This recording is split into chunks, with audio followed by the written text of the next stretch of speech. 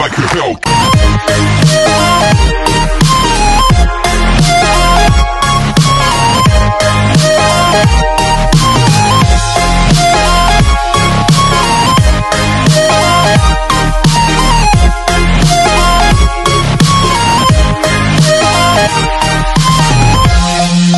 Episode के starting में दिखाया जाता है कि चोई और ग्वांगनाम एक साथ बैठकर टीवी देख रहे होते हैं, जहां चोई ग्वांगनाम से कहती है कि मैं जुंगहू से मिलने गई थी और तुमने अभी तक मुझसे पूछा नहीं कि वहाँ क्या हुआ था। ये सुनकर ग्वांगनाम उससे सवाल करता है तो चोई उसे बताती है कि जुंगजीहू ने खुद ही मेरी टेंशन दूर कर दी और मेरा काम आसान कर दिया। उसने खुद मुझसे डिवोर्स के लिए बोला है। ये सुनकर ग्वांगनाम खुश हो जाता है और कहता है कि ये तो बहुत अच्छी बात है और अब हम लोग एक साथ कनाडा जा सकेंगे। और फिर उससे पूछता है क्या तुम अब उसे रिफंड कर दोगी, क्योंकि तुम हमेशा लोगों के पैसे रिफंड कर देती हो अगर उनका बीच में माइंड चेंज हो जाता है तो चोई भी उससे झूठ बोल देती है और कहती है हाँ, और फिर जुंगजीहू से हुई मीटिंग को याद करने लगती है, जहाँ डिवोर्स की बात सुनकर उसने कहा था कि तुम ऐसे अचानक से हमारे 5 साल का कॉन्ट्रैक्ट बीच में कैसे खत्म कर सकते हो। और उससे पूछती है कि तुमने कॉन्ट्रैक्ट की टर्म्स और कंडीशन तो पढ़ी ही होंगी ना, जहाँ क्लियरली मेंशन है कि क्लाइंट का मूड चेंज होने पर उसे कोई रिफंड नहीं मिलेगा। लेकिन तुम मेरे बहुत पुराने क्लाइंट हो और तुमने अभी मुझे 4 दिन पहले ही पे किया है और इसी बात को नज़र में रखते हुए मैं अपने बाकी के दिन कंप्लीट करने के लिए तैयार हूँ। तो जुंगहू से मना कर देता है, मगर चोई कहती है कि मैं बहुत प्रोफेशनल हूँ और इसीलिए अपने काम को अच्छे से करना जानती हूँ।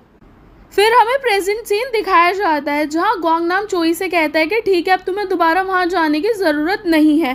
तो ये सुनकर चोई उससे झूठ बोल देती है और कहती है कि जुंगजीहू ने मुझसे बहुत रिक्वेस्ट की है अपने बाकी के दिन पूरा करने की, और तुम ये बात अच्छे से जानते हो कि मैं इतनी बेरहम नहीं हूँ, इसलिए मैंने उसे हाँ कर दी। वहीं जुंगजीहू भी सोच रहा होता है कि मैंने कॉन्ट्रैक्ट खत्म कर बिल्कुल सही किया है, लेकिन फिर भी पता नहीं क्यों मुझे अच्छा नहीं लग रहा।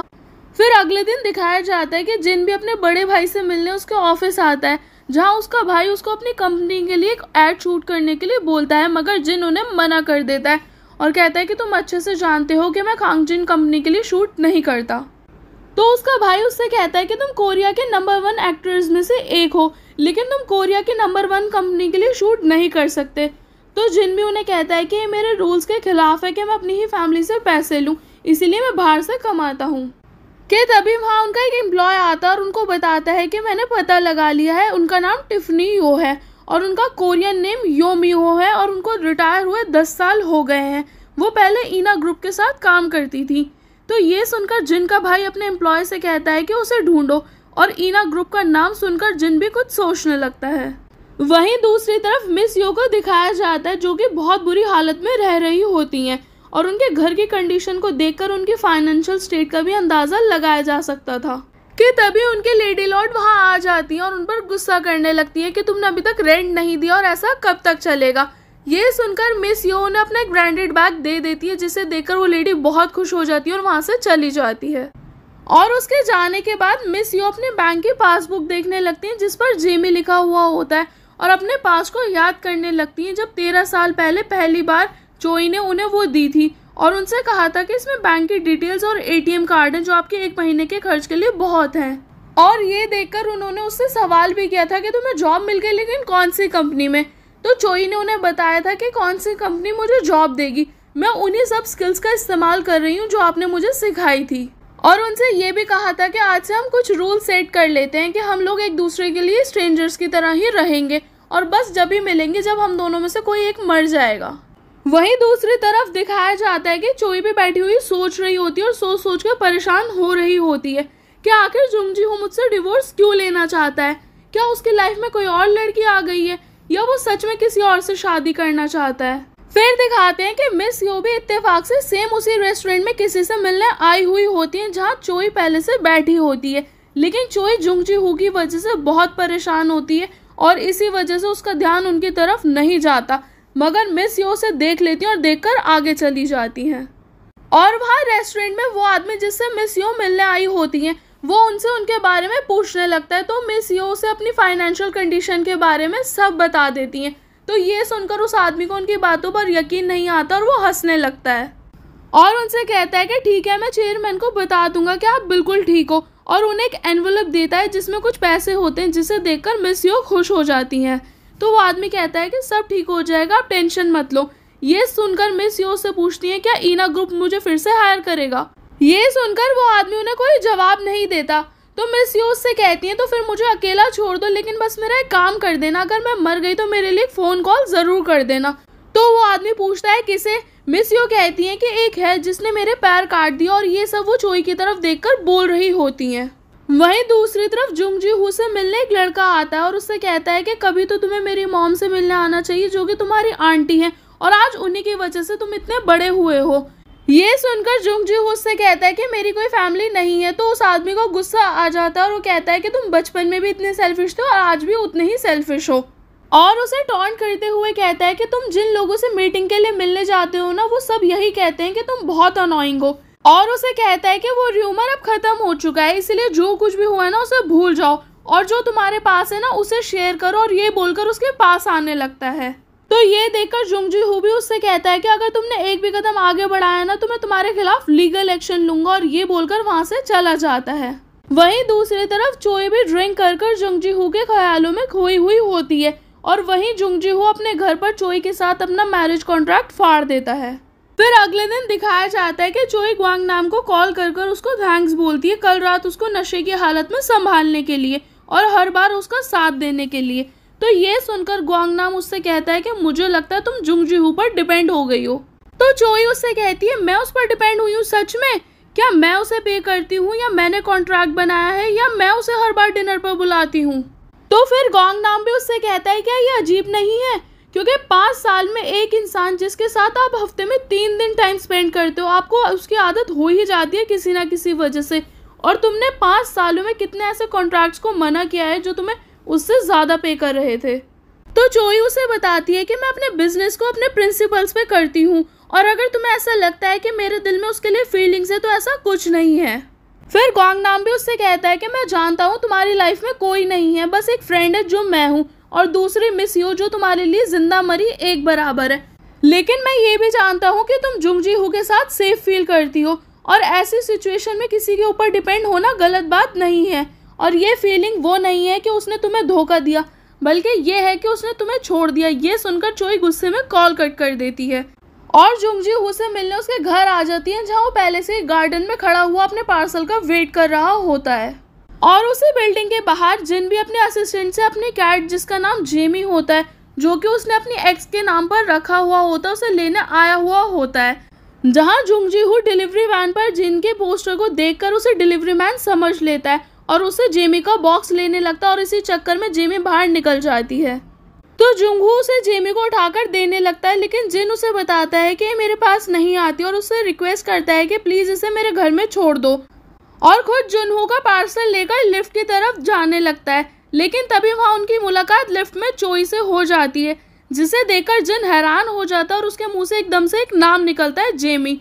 मगर वो एकदम से अपनी बात को बदल देता है और अपनी कैट को आवाज देने लगता है। ये देखकर जुनहू चोई को बताता है कि जेमी इसकी कैट है।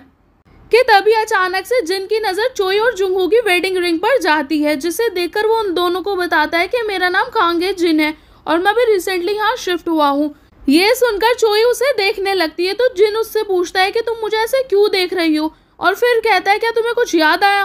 तो चोई लिफ्ट का बटन प्रेस करते हुए कहती है कि तुम बटन दबाना भूल गए थे। बाद में दिखाया जाता है कि जुनहू जेमी को लेकर जिन के घर आता है, जहाँ जिन उससे पूछता है कि तुम्हारी शादी को कितने साल हो गए, तो जुनहू से बताता है 5 साल। ये सुनकर जिन सोचने लगता है, लेकिन आज तक मैंने इस बारे में नहीं सुना, मुझे बस यही पता था कि ईना ग्रुप की डॉटर अब्रॉड शिफ्ट हो गई है। और ये सोचकर वो जुनहू से दोबारा सवाल करता है कि क्या तुम अब्रॉड से हो और तुम जेमी को कैसे जानते हो? तो जुनहू कैट जेमी को समझ लेता और कहता है अभी तुमने ही तो बताया था, और उसे कैट को देकर वहाँ से चला जाता है और अपने घर आ जाता है, और वहाँ आकर अपने पार्सल को ओपन करने लगता है, जिसमें बहुत सारे डिटर्जेंट्स होते हैं। जिसे देखकर चोई उससे कहती है कि लगता है तुम अपने पूरे घर की सफाई करने वाले हो। तो जुंगहू भी उसे बताता है कि बस मैं अपने आप को बिजी रखने की कोशिश कर रहा हूँ। फिर बाद में चोई जुंगहू को देखने लगती है और सोचती है कि क्या ये अब मेरे लिए खाना भी नहीं बनाएगा। कि तभी जुंगहू से बताता है कि इस टाइम मेरे घर पर ग्रॉसरी नहीं है, और वैसे भी लास्ट टाइम तुमने बोला था कि अब जब तक कॉन्ट्रैक्ट खत्म नहीं हो जाता कि तुम मेरे लिए खाना बनाओगी। ये सुनकर चोई उससे सॉरी बोलती है और कहती है कि मैं भूल गई थी, लेकिन मैं कुछ करती हूँ, और ये बोलकर किचन में जाकर उसके लिए एक डिश बनाती है, जो जुंगू को भी बहुत पसंद आती है। वहीं दूसरी तरफ जिन भी चोई और अपनी पहली मुलाकात को याद करने लगता है और कहता है कि वो जेमी ही है, लेकिन उसके हस्बैंड को उसका नाम क्यों नहीं पता।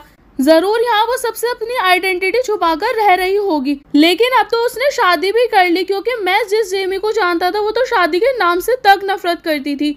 और ये सोचकर वो बहुत कंफ्यूज होने लगता है। वहीं डिनर के बाद चोई भी अपनी रिंग उतारकर वापस जा रही होती है, लेकिन उसकी मुलाकात दोबारा से लिफ्ट में जिन से हो जाती है, जो इस टाइम उसे देखकर हैरान हो जाता है कि इतनी लेट कहाँ जा रही है।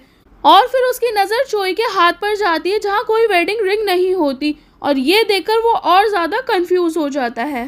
और अपनी इसी कंफ्यूजन को दूर करने के लिए वो अगले दिन सुबह जल्दी उठकर पार्किंग लॉट में जाकर चोई की कार को ढूंढने लगता है, लेकिन उसे वो कहीं नहीं दिखती, जिसे देखकर वो सोचने लगता है कि जेमी कल सारी रात बाहर थी।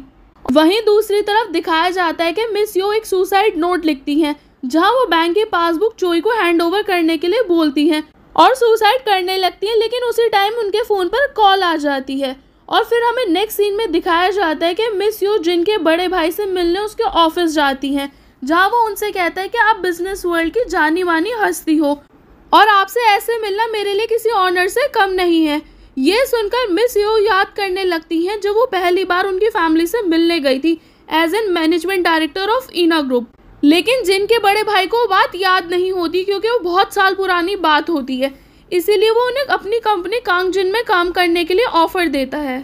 वहीं दूसरी तरफ जिन भी न्यूज़ देखता है जिसमें बताया जाता है कि एक मैरिड वुमेन जिसकी एज 30 थी उसका मर्डर हो गया है, और उसके अपने ही घर में, जहाँ सबसे पहले उसकी डेड बॉडी उसके हस्बैंड को मिली थी, कि तभी उसे कुछ आवाज़ें आने लगती हैं, जिसे देखने वो बाहर जाता है, जहाँ उसे जुनहू एक नाइफ के साथ दिखता है, जो असल में ये पता लगाने की कोशिश कर रहा होता है कि उस लड़की का मर्डर कैसे हुआ। और ये देखकर जिन को कन्फ्यूजन हो जाती है और उसे लगता है कि जुनहू एक सीरियल किलर है, जिसकी वजह से वो बहुत डर जाता है। फिर अगले दिन जुनहू बहुत सारी ग्रॉसरीज लेकर घर आता है और चोई को याद करके सोचने लगता है कि अब हमारे पास बहुत कम दिन बचे हैं। और फिर वो चोई से अपनी पहली मुलाकात को याद करने लगता है, जहाँ उसने उससे पहली बार मिलते ही मैरिज कॉन्ट्रैक्ट के लिए बोल दिया था, और बाद में चोई ने भी उसे बताया था कि वो एक दिन सच में किसी से प्यार करके उससे सच में शादी कर यहाँ से कहीं बाहर शिफ्ट होना चाहती है। और फिर वो चोई के साथ स्पेंड किए हर दिन को याद करने लगता है, जहाँ उसे याद आता है कि एक दिन उसने चोई के बैग में अब्रॉड के टिकट्स भी देखे थे, और ये याद आते ही वो खुद से कहता है कि मैं बस उसके लिए इतना ही कर सकता हूँ कि मैं ये शादी खत्म कर लूँ और उसे भूल जाऊँ, क्योंकि कहीं ना कहीं जुनहू भी चोई को पसंद करने लगा था। वहीं चोई भी जुनहू से मिलने आती है, जिसे जिन रास्ते में ही रोक लेता है और उससे पूछता है कि तुम 2 दिन से कहाँ थी। तो चोई उससे पूछती है तुम्हें उससे क्या। तो जिन उससे बताता है कि कल रात मैंने तुम्हारे हस्बैंड को कुछ अजीब हरकतें करते हुए देखा और मुझे देखकर यही लगता है कि वो अब नॉर्मल है। तो ये सुनकर चोई उस पर गुस्सा कर वहाँ से चली जाती है। और फिर बाद में चोई जुनहू के घर आकर खाना बनाती है जैसे कि डील हुई थी, और बेचारे जुनहू की हालत खराब होने लगती है अपने किचन की कंडीशन देखकर, जो कि बाद में उसे ही साफ करना पड़ेगा। फिर बाद में चोई जुनहू से बात करने लगती है और उससे पूछती है कि तुम सर्वाइवल के लिए क्या काम करते हो। तो जुनहू भी उससे पूछता है कि सवाल अचानक से क्यों पूछ रही हो। ये सुनकर चोई उससे कहती है कि मुझे तुम्हारे बारे में ज्यादा कुछ नहीं पता, और इनफैक्ट तुम्हारा नेबर भी तुम्हारे बारे में कुछ अजीब ख्यालात रखता है, लेकिन फिलहाल मैंने उस पर गुस्सा कर उसे चुप करा दिया है, मगर मुझे लगता है कि मुझे थोड़ा बहुत पता होना चाहिए आगे के लिए। ये सुनकर जुनहू उससे कहता है कि मुझे अपने बारे में किसी को कुछ भी एक्सप्लेन करने की ज़रूरत नहीं है, और कुछ दिन बाद जब वो तुम्हें यहाँ नहीं देखेगा तो वो समझ जाएगा कि हमारा डिवोर्स हो गया है। लेकिन अगर फिर भी तुम्हें लगता है कि तुम्हें उसे कुछ बताना चाहिए तो तुम उसे कुछ भी एक्सप्लेनेशन दे सकती हो, मुझे उससे कोई प्रॉब्लम नहीं है। तो ये सुनकर चोई बहुत अपसेट हो जाती है और बाद में अपने घर जाते टाइम जुनहू से कहती है कि अब मुझे फाइनली समझ आ गया है कि मैंने हमारा टाइम क्यों बढ़ाया, क्योंकि तुम अभी तक के मेरे बेस्ट हस्बैंड बोलती हुई रुक जाती है और कहती है कि बेस्ट क्लाइंट हो, और इसीलिए मैं चाहती हूँ कि हमारा लास्ट डे इमोशनल ना हो, बल्कि हम लोग एक साथ डिनर बनाएं और उसे एक साथ खाएं हमेशा की तरह बिना बात किए, और उसके बाद अलग हो जाए हमेशा के लिए। ये सुनकर जुनहू भी मान जाता है और सोचने लगता है चलो किसी की लाइफ में ही सही, कम से कम मैं एक अच्छा आदमी तो हूँ। वहीं रात को जिन अपनी विंडो में खड़ा हुआ चोई को दोबारा से जाता हुआ देखता है और देख के सोचने लगता है कि आखिर ये चल क्या रहा है। एक तरफ साइको हस्बैंड और दूसरी तरफ ये बार बार घर से चली जाती है। फिर अगले दिन चोई दोबारा से जुनहू के घर आती है लास्ट टाइम, और जैसे ही वो बेल बजाने वाली होती है जिन उसे रोक लेता और कहता है कि तुम्हारा हस्बैंड बहुत डेंजरस है और इसी वजह से कल रात मैं सो नहीं पाया, और उससे पूछता है कि तुम्हारा रिलेशनशिप कैसा है तुम्हारे हस्बैंड के साथ। तो चोई उससे बताती है कि अगर तुम पूछ ही रहे हो तो मैं तुम्हें बता देती हूँ कि आज यहाँ मेरा लास्ट डे है क्योंकि वॉर में कि तभी अचानक से जुंगूक गेट खोल देता है। इसे देखकर जिन चोई को अपने पीछे छुपा लेता है, लेकिन तब जुंगू कुछ ऐसा बोलता है जिसे सुनकर चोई बहुत खुश हो जाती है। जुंगू उसे बहुत प्यार से बुलाता और कहता है हनी मुझे बहुत जोर से भूख लग रही है, जल्दी आओ दोनों साथ में मिलकर डिनर करते हैं। और इसी के साथ हमारा एपिसोड 2 खत्म हो जाता है। सो गाइस, अगर आपको मेरी वीडियोस अच्छी लगती हैं तो प्लीज़ मेरे चैनल को लाइक शेयर और सब्सक्राइब करना ना भूलें। Thank you.